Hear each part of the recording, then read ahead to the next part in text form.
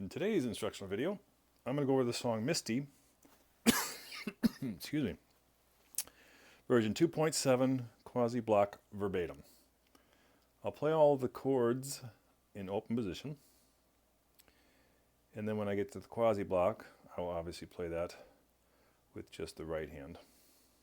And I'll go back and talk about the chord voicings, measure by measure. Okay, so I'll perform the arrangement as I wrote it.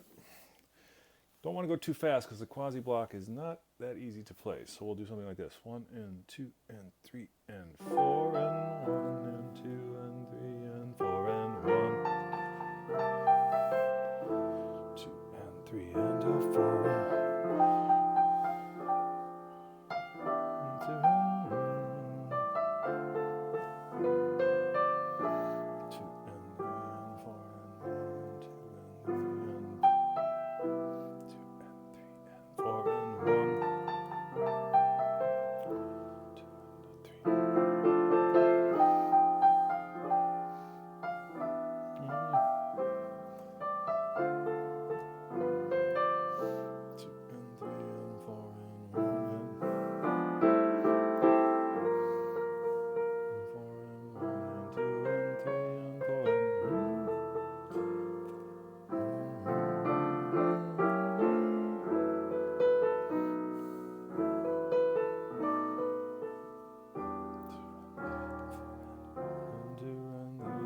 Back to the beginning. 1, 2 and 3 and 4 and 1,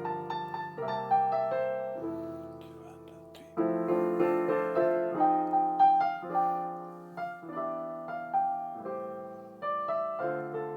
3. Third ending and we're done. 4 and 1, 2 and 4. Okay, so we start out with G7 open.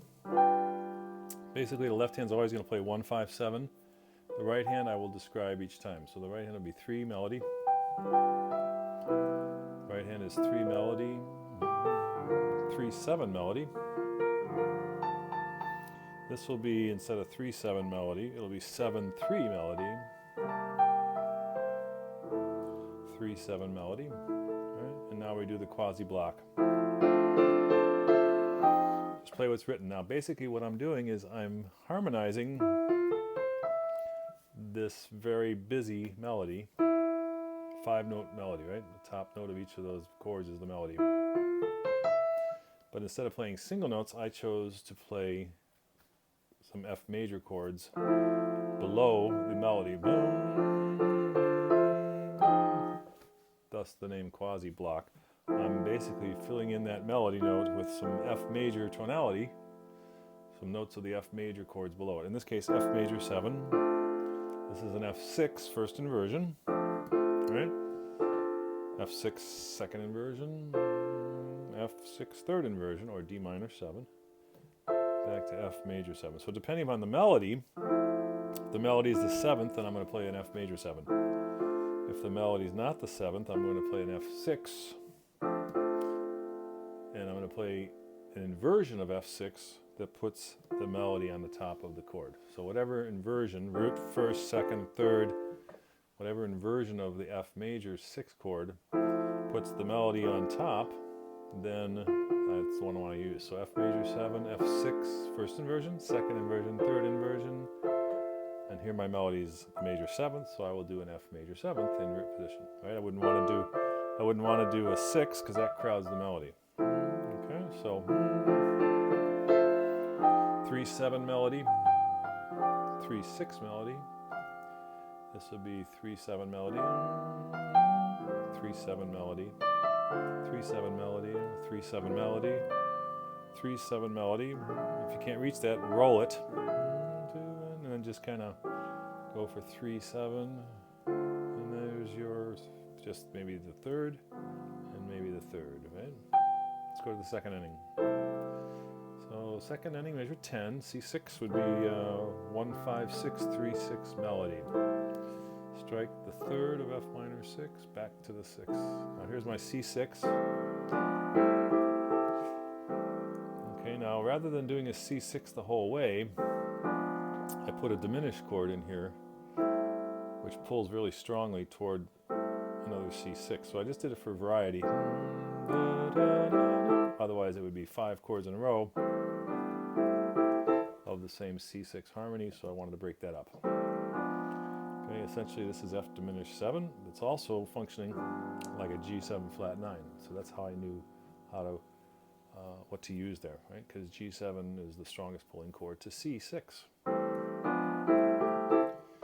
Okay, and because I'm doing quasi block, I'm not going to play 2 hands. I'm going to play just the essential notes of G7, meaning the 3rd, the 7th, some color, flat 9, and the 5th, right? So it's C6, the essence of G7 flat 9, and then C6 the whole way. 3/7 melody, strike the 3rd, 3/7 melody, 3/7 melody, and let's strike 3 and 5. And now we'll do another set of D minor 7s, root, 1st, 2nd, right?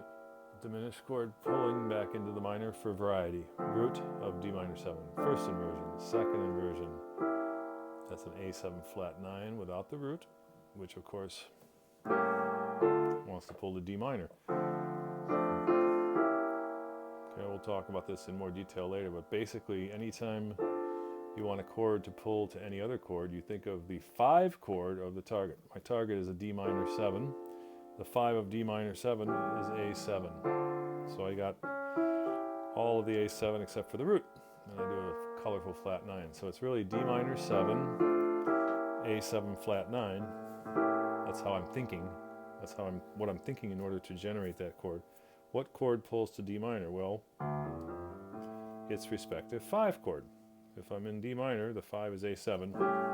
And that really wants to pull to D minor. So to get some color in here, some different color, I'm going to do D minor 7s, and then the chord that pulls into the next D minor 7, which is A7 flat 9 without the A, right?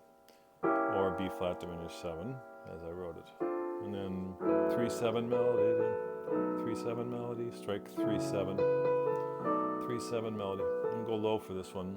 3/7 melody, strike 3/7, strike 3/7, and then now when you're playing this low, you're going to strike only 1 and 5 when you get below E negative 2.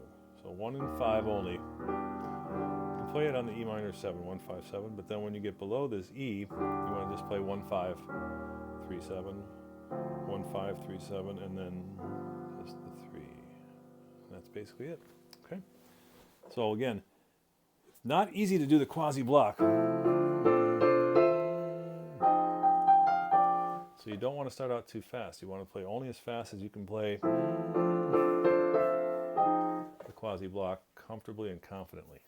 Okay, so quite slow is the tempo you want to take, particularly when you're doing quasi block.